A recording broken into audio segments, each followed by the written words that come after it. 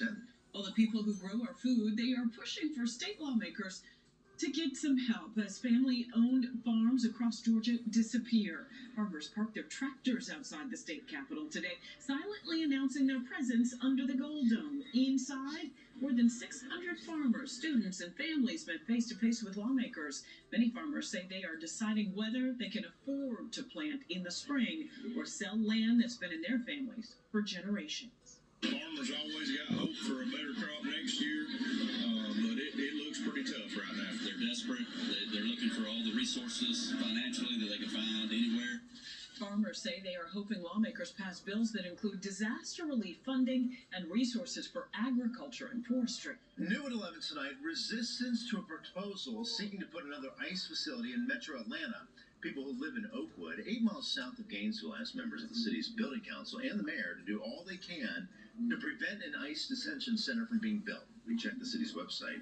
It instructed anyone opposed to the facility to get in contact with Georgia Senators John Ossoff and Raphael Warnock, along with Republican Congressman Andrew Clyde and Rich McCormick. New at 11 continued efforts to improve safety along one of Atlanta's busiest streets. Representatives for Propel ATL and Atlanta Families for Safe Streets, they're expected to speak tomorrow advocating for safer crosswalks near the intersection of Peachtree Street in downtown Atlanta. That is the part of the city where 67-year-old Pradeep Sood was hit and killed last year while trying to cross the street using a faded crosswalk. New at 11 tonight, people who helped run a city east of Atlanta took a stand against vaping. The Dunwoody City Council approved a 90-day moratorium on any new vape shops within city limits. The moratorium does not apply to businesses that already sell related products. According to the Atlanta-based CDC, vaping is becoming more prevalent among children.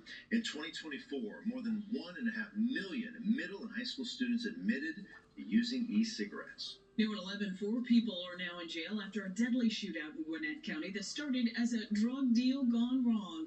Investigators tell us 5 people were meeting up for the deal. 3 of them had the intention of robbing the other 2. At some point, a shootout began. 17-year-old DeMonta Sears was shot and killed. Another 17-year-old was also shot, but he's expected to survive. The 3 people on your screen are now facing felony murder charges, along with the teen who was hurt. Right now, a lot of florists across Metro Atlanta are pretty busy. They're scrambling to fulfill maybe some of your Valentine's Day orders. Now, according to the Society of American Florists, more than 250 million roses produced just for the day dedicated to love, of course, Valentine's Day. We did send a crew to a florist in Dunwoody to see how bouquets are put together for the big day.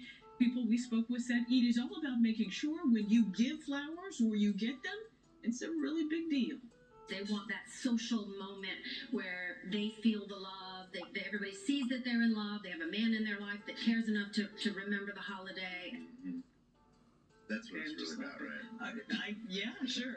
They say deliver it to the office so everyone can see what you got. Post about it and everything. Yeah, well, Valentine's Day is also an important time for U.S. Border Patrol agents. You see them working here. Agriculture specialists are inspecting thousands of imported flowers to keep harmful pests and plant diseases from entering the country. So far, more than 1 billion flowers have been checked, leading to the interception of more than 600 dangerous pests. We're going to have to watch some rain. It could impact Valentine's Day plans across Metro Atlanta. Let's get more now from First Alert Meteorologist Patrick Peach, who's tracking the chances.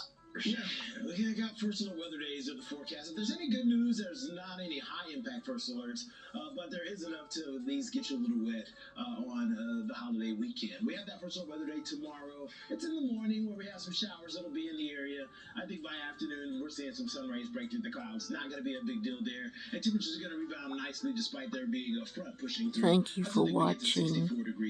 Goodbye. Slightly cooler on the backside of